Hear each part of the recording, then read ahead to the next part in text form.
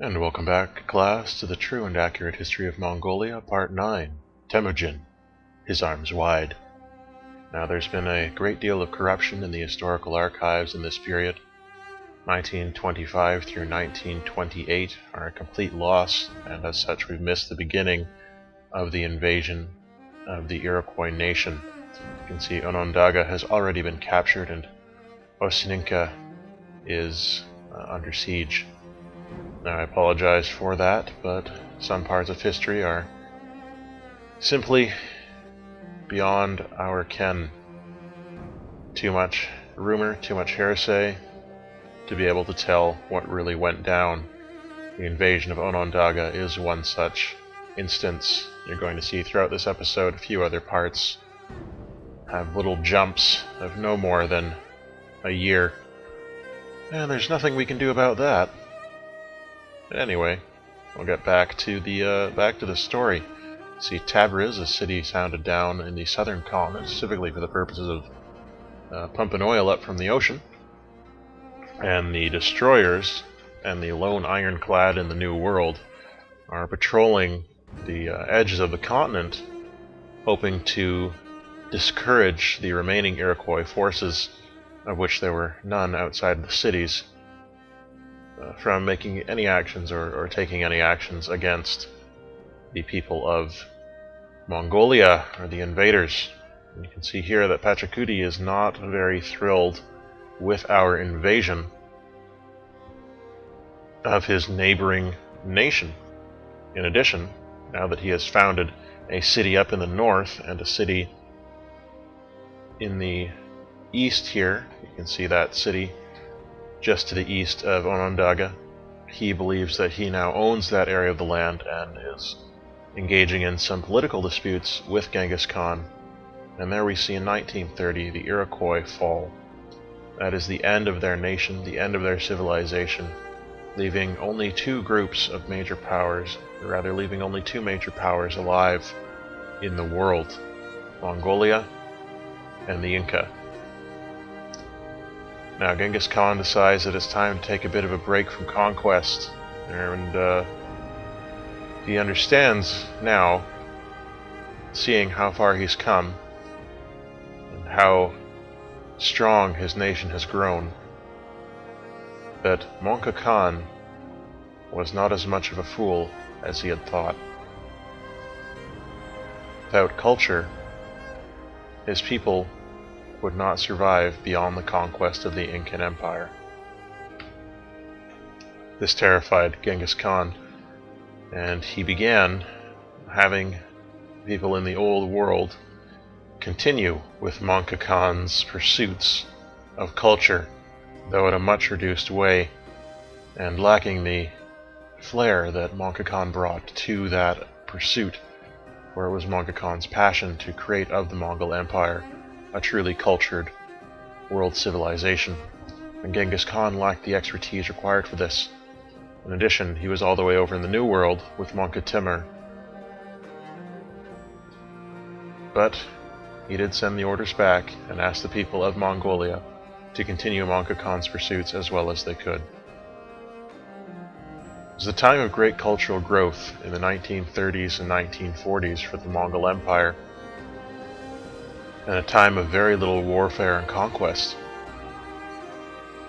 In fact, with most of the city-states taken care of, there was very little for the Mongols to do until they were prepared to take on Pachacuti and his Incas. Fortunately, in 1933, Mongolians entered the modern era with the advent of atomic theory. The idea of not just nuclear weapons, but nuclear power. And these power sources that were discovered were seen to be very clean burning in comparison to the coal, though disposing of the waste came to be a major issue. Fortunately, Genghis Khan immediately saw the application of this technology towards his favorite pursuit of warfare, and perhaps we should say, unfortunately, got his scientists to begin work on it. There we see Burqa Khan, the newest Khan, who was actually Iroquois. He was the first foreign Khan to have earned Genghis Khan's respect well enough to be inducted into the Khan system. And Burqa Khan did not feel ashamed of his Iroquois heritage. He was quite proud of it, and quite proud of how well he and his people had resisted the Mongols during the siege of Onondaga, which is unfortunately missing from historical archives. But despite the technological gap between them, the Iroquois nation fought bravely. Now we can see the artists springing up in Konya over in the Old World.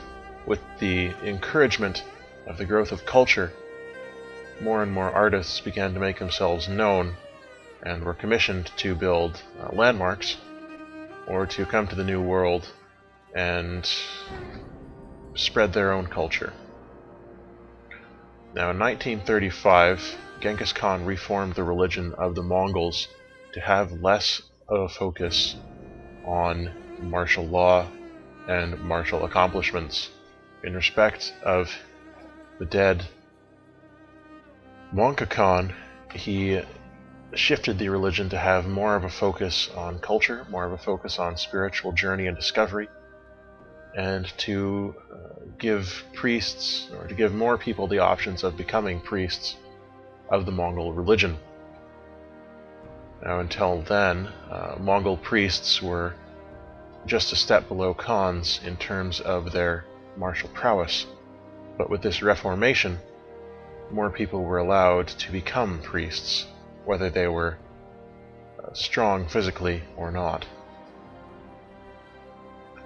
Now the end of the 30s saw a great growth of culture and a general move towards peace, even as nuclear fission was discovered.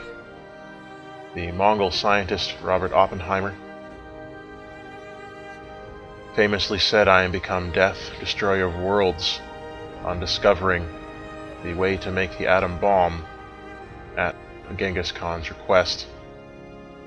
Now, the atom bomb was a weapon of such terrifying power that Genghis Khan was not even sure he would be willing to use it. Even so, he commissioned the construction of several just to keep the Incas in line. But it was at this time that the growth of culture into the 40s was beginning to lead to laxity in the troops, especially in the New World. And Genghis Khan was not happy with this, so he began thinking of what he could do to get his troops moving, to get his troops back to work. And he would soon hit on a new plan. There were still some city-states left in the world, and he had sworn to conquer the entire planet after all. It only made sense to continue that conquest with the next nearest city-state, which happened to be Dublin.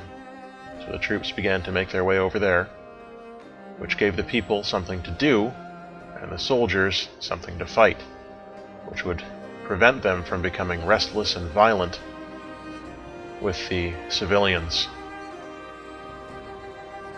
Now, while we're waiting for history to pass, I just like to bring something up that we've passed 100 subscribers to this class.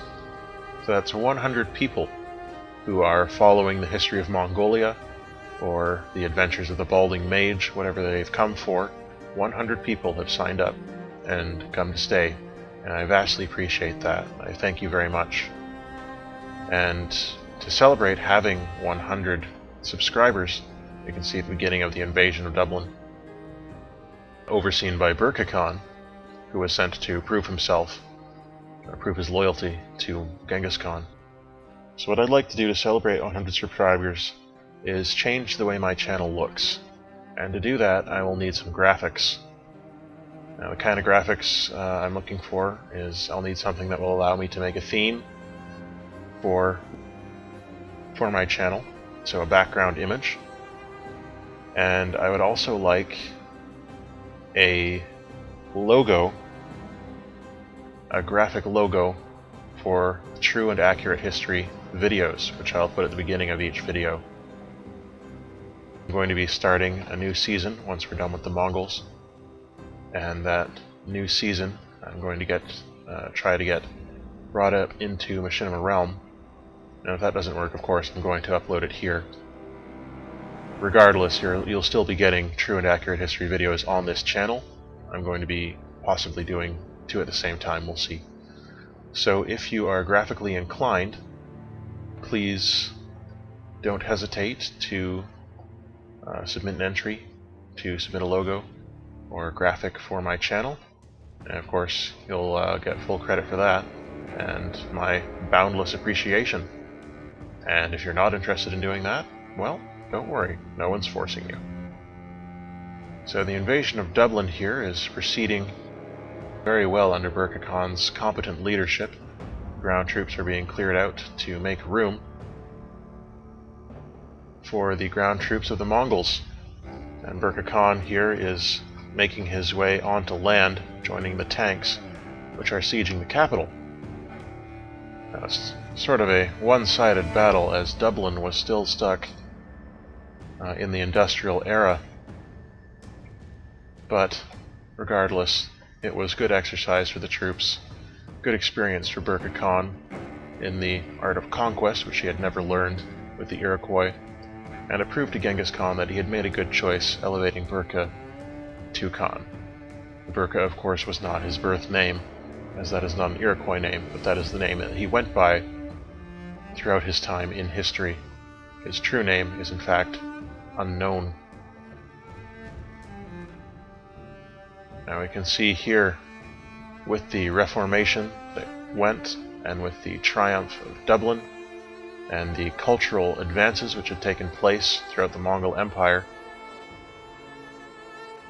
the world gained a new appreciation, the Mongol world rather, gained a new appreciation for culture, and this swell increased their civilization's viability even as they declared war on the Inca.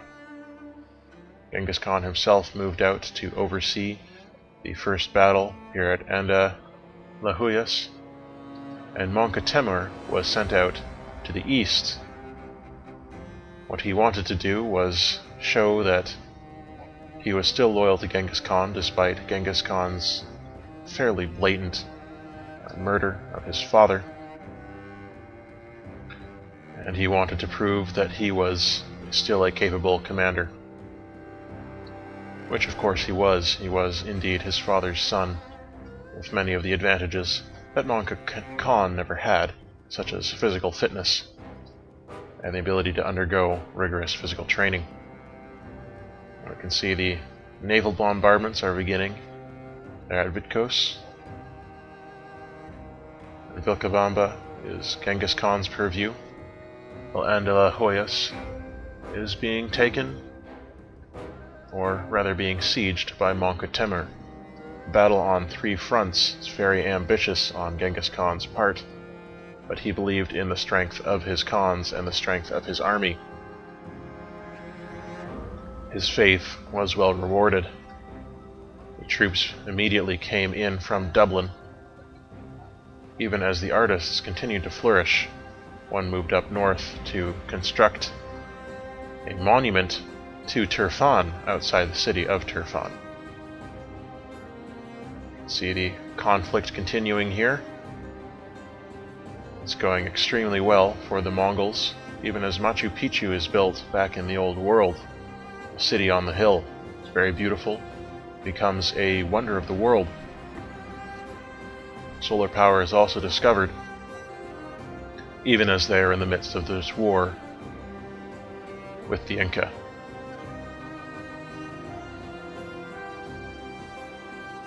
Now, this tactic of bombardment is not new, of course. Here we see Menka Temur's very capable leadership of the conquest of Iroqouis, and it's taken there in 1958, the first casualty of the Mongol-Inca War. though to call it a war is being fairly generous, as the Incans, with their low level of technological mastery, were not very much of a match for the technologically advanced and war-crazed Mongols.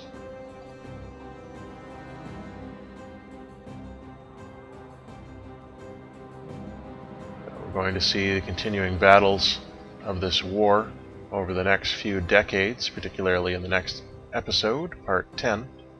We're already there. So just a quick reminder, if you would like to submit a graphic for True and Accurate History, or for the background of my channel, I'd greatly appreciate it. Otherwise, stay tuned for the next episode of True and Accurate History. Till then, all the best.